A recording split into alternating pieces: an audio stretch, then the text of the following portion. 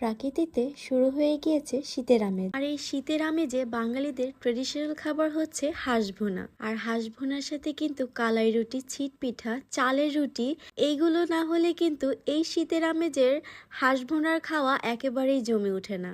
আর এই হাঁস ভুনা খাওয়ার জন্য কিন্তু এখন আর ৭০০ তেরো নদী পার করে ৩০০ ফিট যেতে হবে না, কারণ আপনার এলাকায় চলে এসেছে স্টেশন জিরো। আর এইখানে আসলে কিন্তু আপনারা ট্রেডিশনাল খাবারের পাশাপাশি চাইনিজ আইটেম থেকে শুরু করে আরো অনেক আইটেম অফারে পেয়ে যাবেন।